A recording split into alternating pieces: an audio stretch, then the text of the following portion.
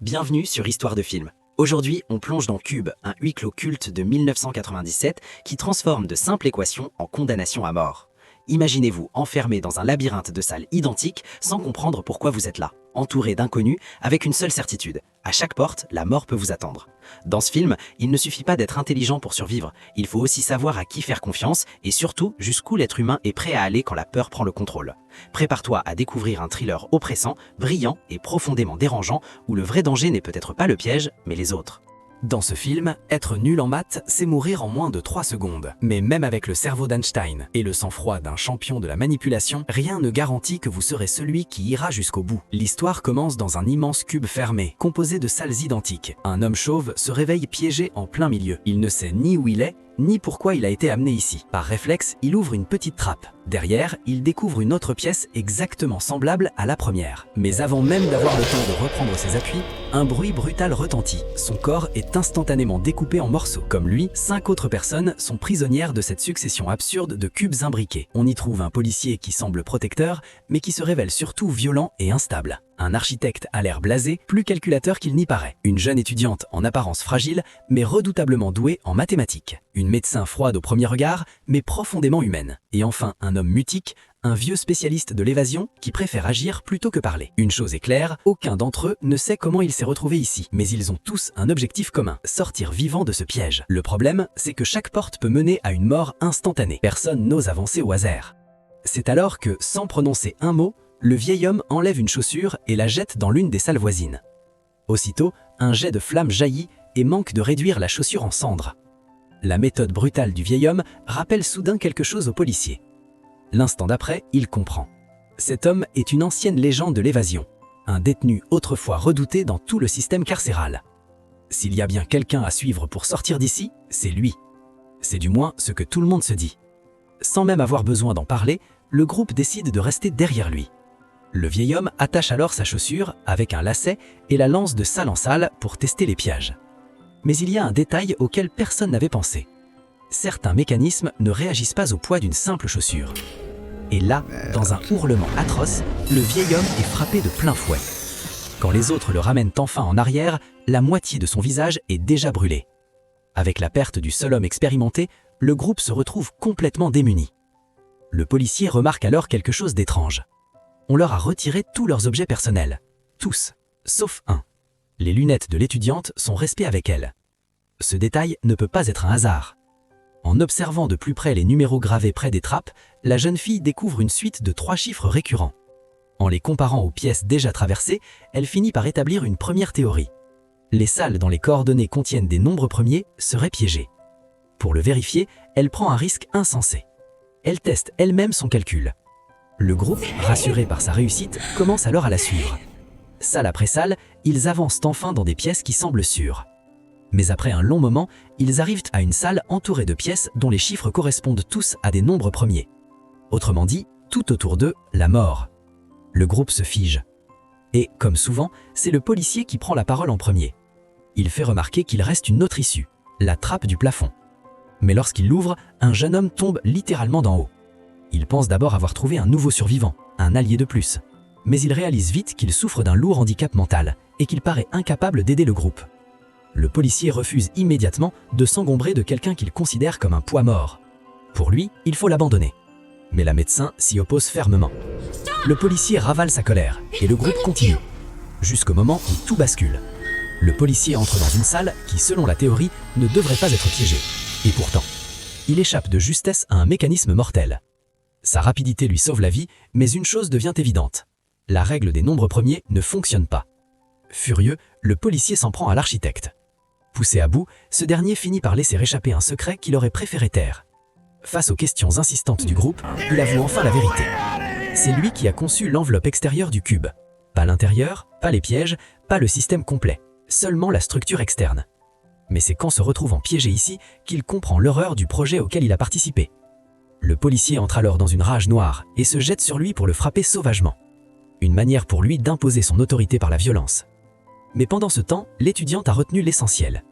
À partir des dimensions du cube, elle fait un calcul terrifiant. Le complexe pourrait contenir 17 576 pièces. Autant dire qu'il pourrait mourir ici sans jamais trouver la sortie. Pourtant, alors que le désespoir gagne tout le monde, la jeune fille a une nouvelle intuition. Les chiffres inscrits sur les portes pourraient en réalité correspondre à des coordonnées cartésiennes. Et si c'est le cas, il suffirait de se diriger vers les salles les plus proches de la surface extérieure pour espérer atteindre une sortie. Le groupe retrouve alors un semblant d'espoir. Une direction est enfin fixée. Ils reprennent alors leur progression. Et après avoir traversé de nombreuses salles sans incident, ils parviennent finalement au bord du cube.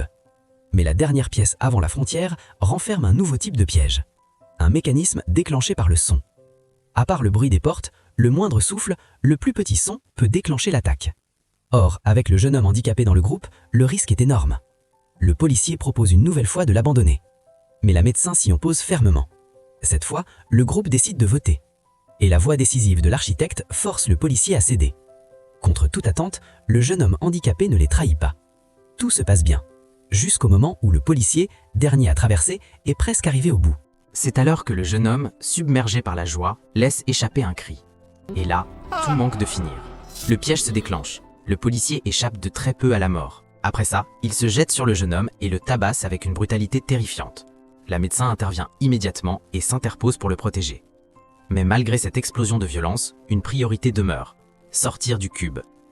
Lorsqu'ils ouvrent enfin la porte censée donner vers l'extérieur, ils s'attendent à voir la lumière du jour. Mais ce qu'ils découvrent, c'est un vide abyssal. La médecin, la plus légère du groupe, se porte volontaire pour tenter une exploration.